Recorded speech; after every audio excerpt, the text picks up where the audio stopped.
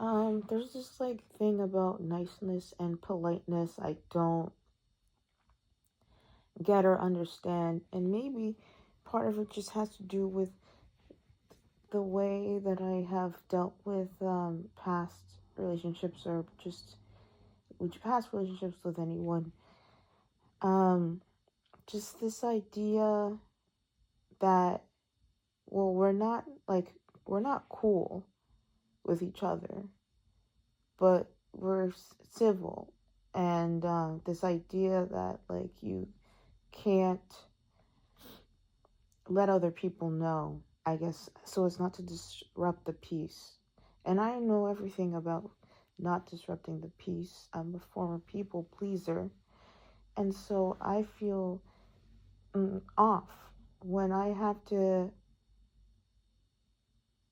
when I'm in a like group environment, and it's like a recurring group environment, and so you will be in contact with the person that you're not cool with anymore, and you have to have this whole facade that everything is okay. It's not, you know, it's not, it's never like to the effect that like people are gonna start throwing hands or you're gonna start yelling at them. It's never anything like that. It's just, things don't work out or things are not cool with you and then them anymore. But there's this, I don't know, there's something about it that doesn't seem um, real or genuine to me. And I understand people will um, go through this kind of situation differently, and they have different ways they approach it, and they're different reasons, right? Like if you are not cool with someone and you are in a recurring group environment with them, so you're going to see them all the time, right? That it's probably best to just for some people it's probably just to just like pretend everything is okay, or you know be polite, keep it, but whatever. And sure, but like I feel like I'm the kind of person, if things are not like cool between us, that means I am now uncomfortable around you.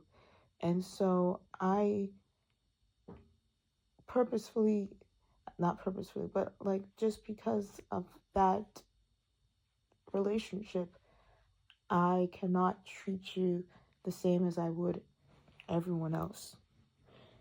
Um,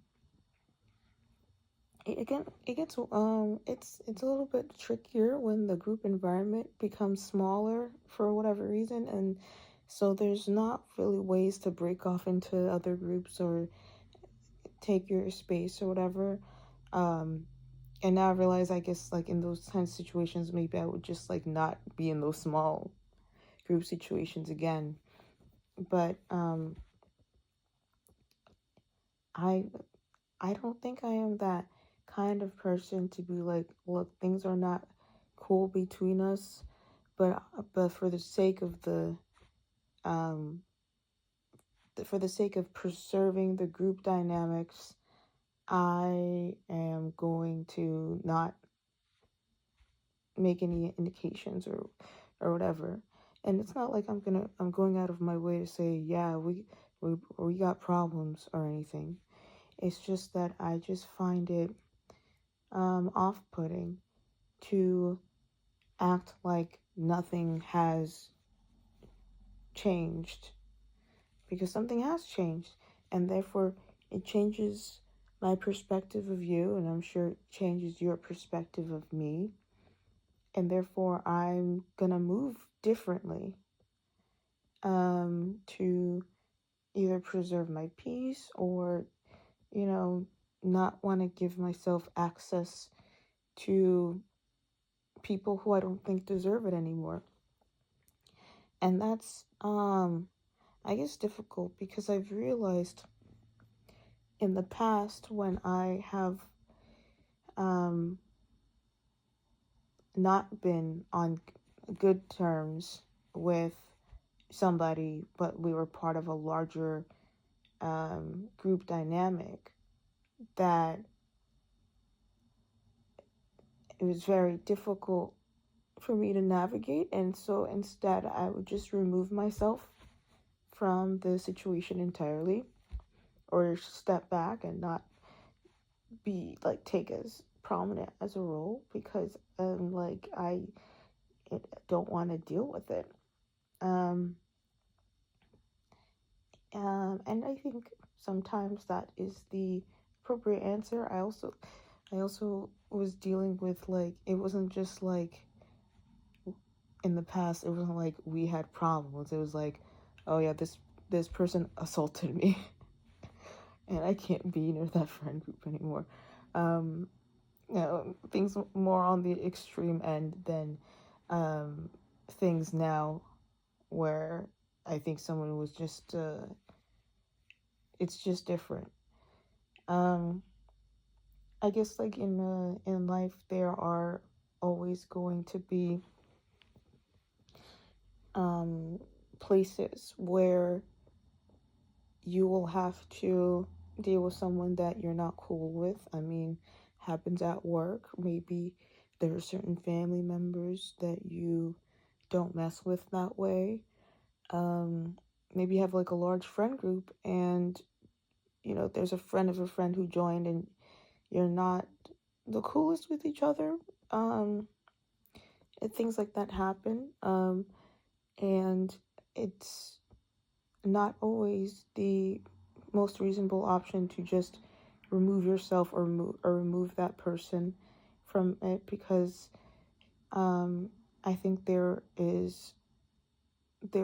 there are ways to have healthy conflict where it doesn't have to end in like some huge blow up or something. It just helps you to challenge your ideas, your beliefs, and know how to navigate things like that. Because, like I said, there are people like that everywhere, and it's not like you can eliminate every single problem, every single person you have a problem with in your life. Um, it's just like not how that works. It does, though, sometimes make me feel like I don't have agency. Um, because if you're part of like this larger group dynamic, and one person is like acting like things are okay, whereas the other person is, I wouldn't say it's not like acting like things are not okay, but just having, I guess, just acting differently, then I don't know. I feel like down the line, people might say, oh, this person has a problem, whereas the problems are actually more mutual, but it's just that one doesn't show them. So that is interesting. Um, I'm just thinking about this because I am, because I am a former people pleaser, that I would purposefully go out of my way to avoid any types of conflict. Even minor, anything that I think would have caused me any sort of even minor distress, and to be in situations where there is at least going to be a small amount of conflict every time you're there, for somebody who has like those issues with being a former people pleaser. It can be a very uncomfortable situation to be in. Um, Especially when we just don't know how to deal with just normal conflict, or any conflict at all. Um, so it's possible that having this sort of exposure to this, like, I don't know, I think this pretty banal, benign conflict that will be, I guess, reoccurring and will never resolve. That it's, I guess, a way to build up that kind of tolerance. So maybe think of it as a sort of exposure therapy. I'm thinking about that sort of exposure therapy to just have conflict. Like, I am not really thinking about dating seriously, but I am thinking about going on dating apps and just getting comfortable with having shitty first dates and having to say no to people.